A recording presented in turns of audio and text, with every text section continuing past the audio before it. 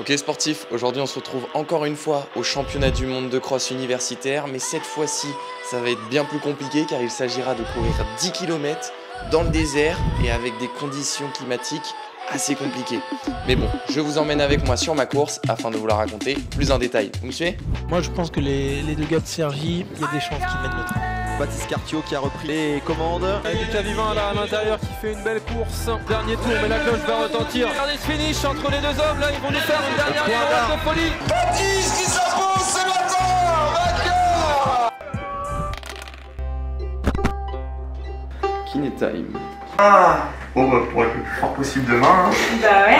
Petite remise en contexte, nous sommes la veille du cross long de 10 km et donc le jour du relais, qui au passage a entièrement été filmé et documenté d'une manière assez différente de d'habitude, avec les ressentis de chaque athlète. Cette vidéo est d'ores et déjà disponible sur YouTube et je vous la mets en description. L'objectif après avoir couru ce relais, qui mine de rien m'a bien usé, c'est de récupérer le plus rapidement possible. Et à ce moment, il y a plusieurs choses à mettre en place. Dans un premier temps, il faut se réhydrater, s'alimenter. Dans un troisième temps, nous avons la chance de pouvoir compter sur Jeanne, la kiné qui a spécialement fait le voyage. Et enfin, évidemment, une bonne nuit de sommeil. Alors, je suis Jean-Jacques Renier, responsable à la Fédération française du sport universitaire. On est ici à Oman pour les championnats du monde de cross universitaire. On a réalisé une sélection de 6 garçons et 6 filles. Ça y est, nous y sommes au point d'orgue de cette compétition, les courses en ligne avec 4 courses au programme, les 2 cross courts de 3 km et enfin les 2 cross longs de bel et bien 10 bornes. Sur ce cross long, nous serons 3 Français au départ avec Julien avec qui j'ai couru le relais la veille et puis Baptiste Fourmont qui arrive sur cette compétition avec de belles ambitions et a ainsi préféré ne pas courir sur le relais pour mettre toutes les chances de son côté. Deuxième jour, aujourd'hui on a 10 km au compteur, ça va être bien plus compliqué que les petits 3 km 200, on va voir ce que ça donne. Il va falloir gérer un facteur supplémentaire, la chaleur, parce que cette fois-ci, ouais, sur 3 bornes encore ça pouvait passer, mais sur 10 là c'est une autre histoire, donc on verra bien. On part à l'échauffement seulement 50 minutes avant cette fois-ci, puisque il fait déjà chaud, on va être très vite en action, et puis après on va voir ce que ça donne, on va courir dans le sable, toujours les carbones au pied pour cette course, et on verra les sensations. Droit vers la mort. Ah ouais là. Prenez-moi le soleil. Ah. Non. Ça c'est l'ambulance là. Il est KO. Ils ont fait, c'est quoi la pire heure pour courir? Midi. Ça c'est bien pour les courir. 10 bornes en plus. 10 bornes. Merveilleux. Allez on fait comme ça. Ouh. Ça fait longtemps que je me suis pas aussi senti patraque. On va essayer de terminer, hein. De toute façon là l'objectif c'est de terminer. Je leur ai dit même si on est mal, on essaye de terminer quand même. En marchant. On va falloir partir bel et bien tranquillement. Baptiste Fourmont a pris le temps de regarder les adversaires qui seront en lice pour la victoire et nombreux sont-ils. Il a repéré pas moins de 10 athlètes à avoir fait moins de 29 minutes au 10 km. Autrement dit, il y a de gros clients. Soit un mignon, soit un sniper. T'as le choix. Mignon, sniper. C'est... Ça avance. Les gars, faut passer de l'eau. Mais bon, en vue des conditions climatiques, les cartes vont tellement être battues que finalement, moins de 29 minutes, plus de 29 minutes, ça veut pas dire grand chose. Donc on verra bien comment ça se passe. Bon allez, à 10 minutes du départ, on se prend un glaçon, il faut essayer de se rafraîchir un maximum. Et puis c'est parti, on verra ce que ça donne. Il va y faire chaud et puis on verra bien. Ça y est, c'est l'heure de nous élancer sur l'une des courses les plus chaudes du monde où la gestion d'effort prendra tout son sens. C'est ainsi tous très concentrés que nous nous alignons sur cette ligne de départ.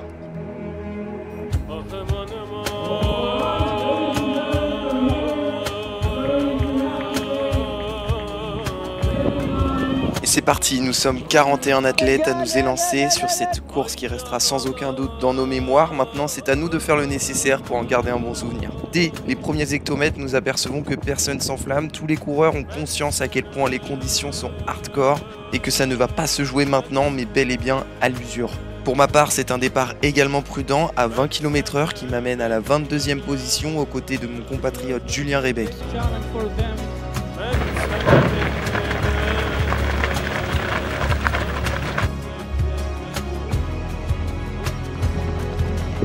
Premier passage de rondin passé avec brio et c'est tant mieux puisque ça serait bête de tomber tout de suite. Malgré la simplicité déconcertante du parcours, il faut rester vigilant. En effet, une baisse de vigilance peut vite me porter préjudice et entraîner pour X ou Y raison une chute.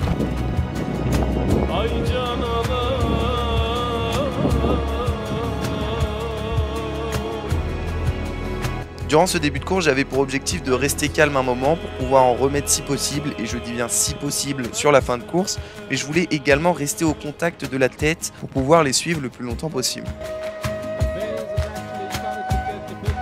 Passage au niveau du ravito où malheureusement, de par le monde qui arrivait en simultané, je n'ai pu rien prendre. Or, vous verrez par la suite que le fait de se rafraîchir durant la course est plus que primordial.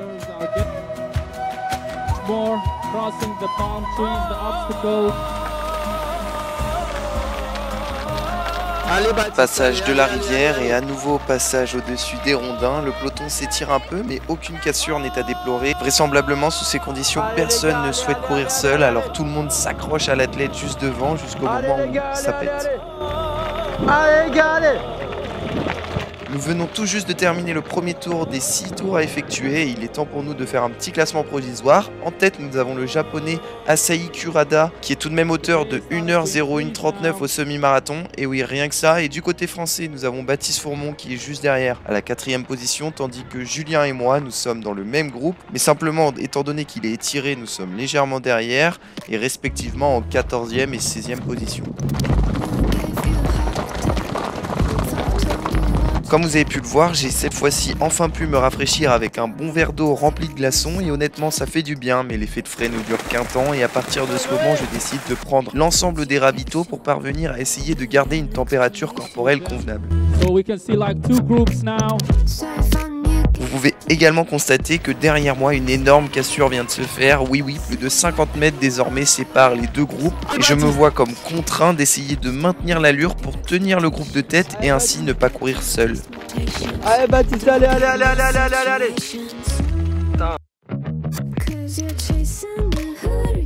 Et à nouveau, vous pouvez voir une cassure intra-groupe. En effet, le groupe de tête vient de se séparer en deux. Nous voici avec Julien désormais en 13e et 14e position, mais à maintenant 7 secondes de la tête de course. Et je sens qu'après ces 10 premières minutes de course, je commence à ressentir la chaleur. Et malgré le fait que ce peloton de tête se soit séparé, je me sens toujours à la limite de craquer. Il faut vraiment que je maintienne cette allure.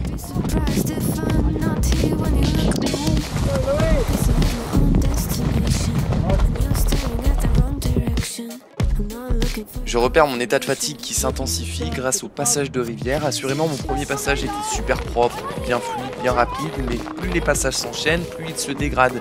Étant donné que je suis plus fatigué, j'ai plus de mal à lever les genoux. Et donc je progresse moins rapidement dans l'eau et j'y reste ainsi plus longtemps. Et je me fatigue plus. En fin de compte, c'est un cercle vicieux. Allez Julien, allez, c'est bien, allez Julien! Allez! Allez Baptiste, allez! Allez Baptiste, c'est bien, allez! Nous approchons de la mi-course et à ce moment ça continue à s'écrémer par l'arrière. Nous sommes totalement dispatchés et là mon objectif à ce moment c'est de rester dans la foulée du Turc juste devant moi et de ne pas lâcher, rester au contact pour ne pas se retrouver esselé jusqu'au moment où... Oh le DNF du Turc, Baptiste se retrouve tout seul. Oh aïe. Il est vraiment tout seul. Impressionnant. Personne ne veut courir avec lui. Il va aller chercher l'italien là, c'est bien. Allez Baptiste! Oui, vous avez bien vu, le Turc vient à l'instant de mettre le clignotant juste devant moi. Et là, ce n'est vraiment, mais alors vraiment pas évident puisque tu te dis mince, je vais me retrouver tout seul à ce moment, oui, tout seul dans ce désert venteux. Et également me dire mince, moi aussi j'ai envie de m'arrêter. Et évidemment, dans des conditions pareilles, nous avons tendance à réfléchir différemment. D'autant plus que l'athlète qui vient de s'arrêter, à savoir Omer Amaktan, a fait 28 minutes 40 au 10 000 mètres. Autrement dit, c'est loin d'être un peintre.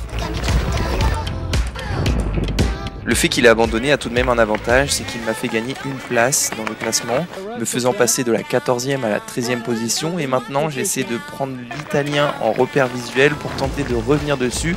Mais malgré mes efforts, l'écart ne change pas trop, je suis toujours à 5 secondes de lui.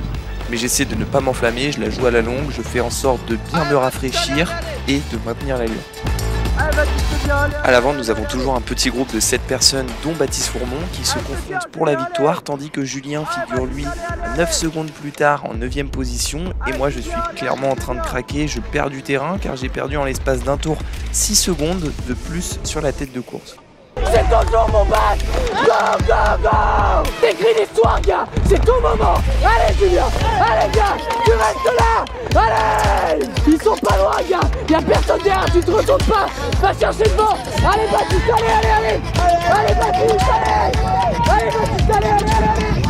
Go Baptiste, go. T'es un monstre, allez. Allez Baptiste. Allez Baptiste, allez, c'est bien. Y'a un truc à jouer. Allez Julien, allez. Allez Baptiste. Allez, jusqu'au bout, allez, c'est bien. Allez. Nous rentrons dans le Modé Time puisqu'il reste moins de 2 tours à parcourir et j'entame ainsi l'avant-dernier tour avec une envie de vomir qui fait son apparition. Je ne suis pas vraiment dans mon assiette avec certainement la chaleur, l'effort, ça fait mauvais ménage, mais il faut tout de même tenir et j'aperçois que je n'ai pas tant que ça de marge car je suis certes bien esselé avec le japonais qui est devant à 9 secondes, mais derrière ils sont très nombreux à 11 secondes. Autrement dit, si par malheur je craque, je fais perdre 6 précieuses places non seulement à moi, mais aussi à mon équipe. À ce moment où les organismes sont à bout, c'est le mental et rien d'autre qui doit prendre le dessus, aller dépasser cette douleur pour aller chercher quelque chose de beau au bout. Allez, tu les reprends. Allez, reprends-les, allez. Allez Baptiste, reprends-les, allez. Soir, c'est maintenant gars que tu t'accroches. C'est maintenant, c'est dur mais t'es le meilleur gars. Allez, fais-nous rêver gars, allez gars, allez, c'est monstrueux. Allez, c'est ton moment Julien. C'est à moi tes gants. Allez gars, allez, accroche. Devant il est cuit le japonais. Il est complètement cuit, allez. C'est bon passage, c'est bien. Allez, passe, allez Baptiste. Allez gars, allez. Go. Et justement, l'Ougandais semble être parti chercher ce qu'il y avait de beau au bout, puisque oui, il vient de déposer ici dans le dernier tour tous les concurrents et il s'apprête à s'imposer sous cette chaleur écrasante, laissant ainsi plus que 2 places sur le podium pour ses adversaires. Et Baptiste Fourmont, lui, compte bien tout faire pour en prendre une, et nous verrons cela juste après. Allez Baptiste, c'est bien, tu gardes le même écart. Championship. Ah Baptiste, allez, c'est maintenant. Allez Baptiste, c'est maintenant. Allez. Pour ma part, je n'avance plus du tout, je suis totalement en arrière, je tire un maximum sur les bras, mais en vain, je donne mes dernières forces pour parvenir à boucler ce cross qui m'a paru si interminable, puisqu'il y a tout de même quelque chose à aller chercher en équipe. Allez Baptiste, allez, tu vas chercher. Tu te vas rattraper, allez, c'est l'enfant, allez. Il va peut-être se faire rattraper.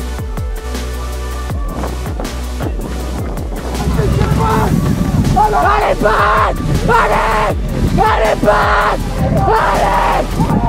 Il est maintenant temps d'effectuer les derniers hectomètres avant l'arche d'arrivée. Rien n'est encore joué tant que la ligne n'est pas franchie.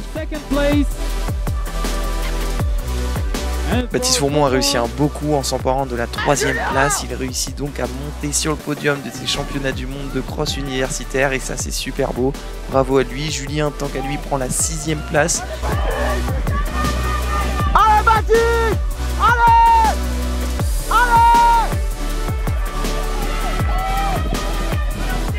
Et finalement, moi j'arrive à tenir, laisser à distance l'Australien et ainsi garder ma 13e place que j'ai su maintenir durant toute la 2e partie de la course.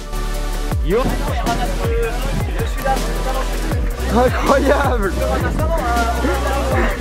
Et maintenant, reste à savoir si oui ou non nous avions réussi à faire quelque chose en équipe. Pour cela, on se retrouve juste à la fin de la vidéo pour le résultat.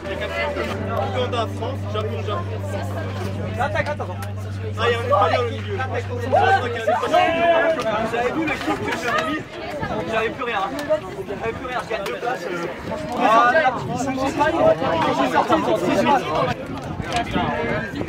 Bon bah voilà, fin de cette course. Les 2 derniers tours, donc à 6 km sur 10, j'avais envie de vomir. On a fait un petit remake de la Thaïlande en fin de compte.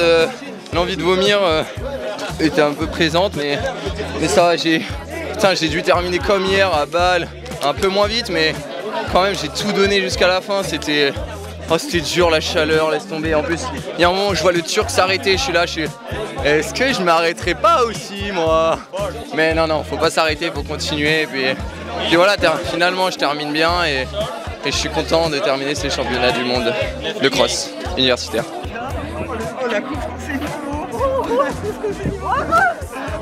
C'est plus simple hein, quand on dit ce qu'on fait. L'avantage quand il n'y a pas d'objectif, c'est qu'il n'y a pas de limite. À ce moment-là, je vais pas vous le cacher que j'étais vraiment exténué, j'ai pris un coup de chaud. C'était difficile de revenir. Regarde ça. Là il fait encore un exploit hein. Mais la performance ne s'arrête jamais. Voilà. Tandis que Julien et Fourmont, eux, ils étaient sur d'autres doses déjà. Bon bah voilà, fin de cette course. Mine de rien, 10 bornes au soleil sous 30 degrés, c'est super dur. Je me suis arrosé tous les kilomètres et pour autant ça n'a pas suffi. J'étais vraiment mort en fait. Hein. Je pars, je me bagarre pas mal avec Lougandé. Franchement, je sais pas, il prenait une trajectoire trop bizarre ou c'était moi, j'en sais rien, mais en tout cas on s'entendait pas du tout. Puis après, il est parti. Moi je suis resté à peu près, j'étais avec Julien, on était environ dans les 19-20e position et puis on remonte à la 13-15e position et puis finalement 15e position, j'ai l'impression d'avoir trouvé ma place, je bouge plus trop.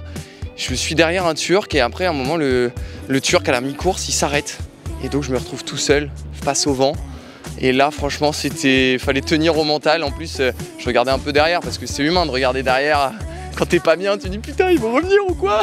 Et il y avait un beau groupe donc ça veut dire que tu vois demain je perdais 10 secondes et bah c'est pas une place que je me prenais mais bien 5-6 donc fallait faire méga attention, j'essayais de rester concentré mais ouais, passage de rivière après passage de rivière, je m'enfonçais vraiment, j'ai été musculairement limite, c'est là où je suis content d'avoir pris les chaussures carbone, je pense que c'est en termes de fatigue, c'est un peu moins tapé dedans, mais ouais non, dur de bout en bout, mais je suis content d'aller chercher, je sais pas, c'est entre 13 et 15e place, je suis vraiment content, sous ces conditions, je pense que j'ai fait une bonne course après mon relais de la veille, voilà, j'espère que cette vidéo vous a plu.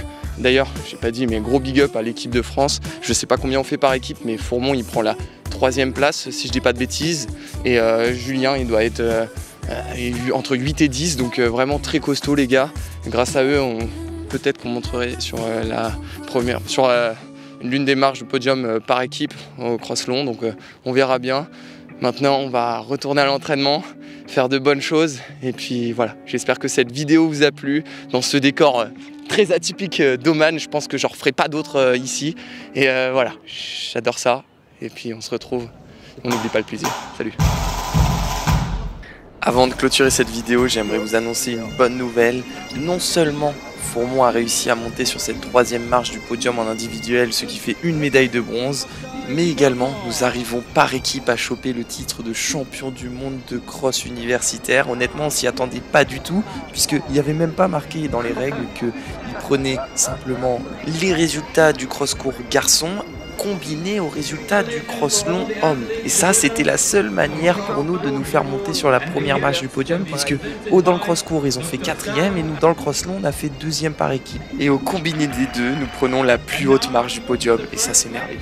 Gold medalist and World University champions in teams classification for men, and it goes to France.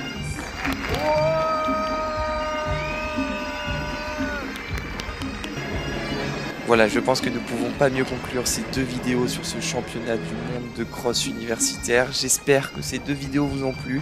Encore une fois, je remercie les nombreux donateurs. Et sur ce, je vous dis à bientôt pour de nouvelles aventures. Salut!